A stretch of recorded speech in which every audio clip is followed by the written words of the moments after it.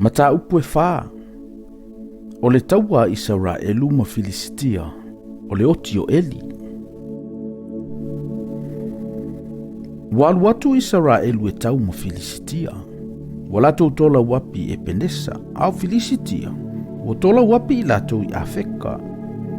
Wa tofi le taua e Filistia, wa whaasanga mai a Israelu, wa tau solo le taua.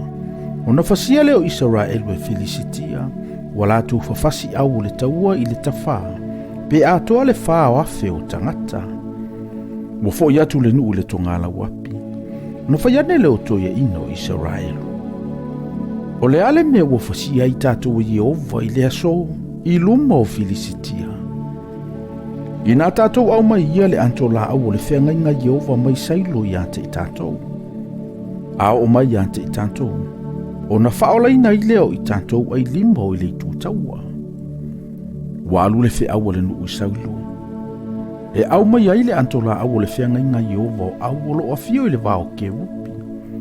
Sa iai fo i ma le antola au o le whengainga le atua o antali o to olua o Eli.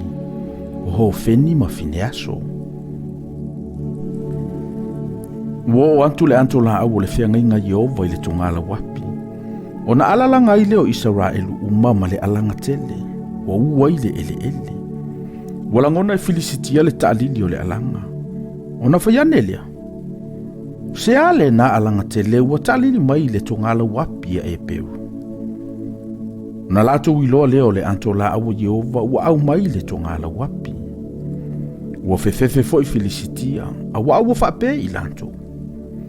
Ua o anele atua i le tongala wapi. Ua lato whaiane fo i. O i talo whaiante i tatou. A waile i whape ana mua.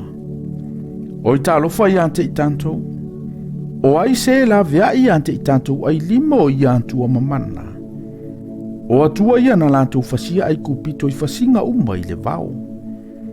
Filistia e, i nā wha malolosia, i au tau wha tamatane, ne i whai i tātou mapolonga ia e peru. Wha peo na whai i lantou mapolonga ia te o tau, i au tau wha tamatane, ma i au tau tauma i la tau. Ua tau Filistia ma i lantou. Ua fasia Israelu. Ua taitasi masola i lona fale ie. Sa tele lava le fasi. O Israelu na fasia e tolunga fulu afe o ilantou. O au e sava vali. Ua avea fo i le atola aua le atua. O atali e to oluo Eli o hofeni ma fineaso. Ua oti i la ua. Ua momoe mai le tangata penia mina na i le taua. Ua o isaulo i le alavaso. Ua sa ia o na ofu. Ma le ele wa ilunga o lo na ulu. Walu ane ia, whauta foi. Wa tia Eli le no foi le tuala. O lo whaatalitali ai. A wawanga tetelo na loto ili atola awa le tua. Wa saule tangata. Wa tau mai, i le nu. O na alalanga i leo le nu uma. Wa whaalongo Eli le leo le alanga. O na whaiane le oia. O le ale natalili. O na whatalise leo le tangata, ua sauma whailo mai ai i a Eli. A o Eli, ua iwanga fulu ma le valu o na tausanga. Ua tō matuina o na mata, ua le mawa ai. Ua whai mai le tangata i a Eli. O au neina o usau mai le taua, na o usola mai le taua i le aso nei. Ua whai atu ia. So le, se a ea lau tala. Ua tali mai le na au mai le tala ua whape mai. Ua sosola Israelu i luma o Filistia. Ua tele le fasio le nuu. Ua mali liu fo i o watali e to olua hofeni ma fineaso. Ua avea fo i le antola aua le atua. Ua o ina ta ua mai e ia o le atola aua le atua. Ona pa ua ile o iei tua na ilunga o le nofoa i tafa o le faitotoa, ua ngaulo na ua. Ua oti ai, a wao le toia ina, ua mamafa fo ia. Na ia wha masino ya Israelu i tausanga e whanga fulu.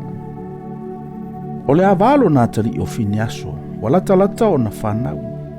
O whaalongo o iei le tala, ua avea le atola aua le atua. Wo tifo ile tamao lana tane antoa malana tane. Ona to tuli ile o ia wo fanau. Awa wo fafu sei ona fati nga o ia. Wo o ina aotia. Wo fai mai fafine na tutu mai ia te ia. Awa le fefe. Wa e fanau mai sau tamatane. Awa le tali atu o ia. Wa le tu ia i fo ilo na loto. Wa ia fai ngoi le tamo i kapoti. O lo fapea ia. Wa avele mamalu na ia Israelu. Ina wa avele antola awa le atua.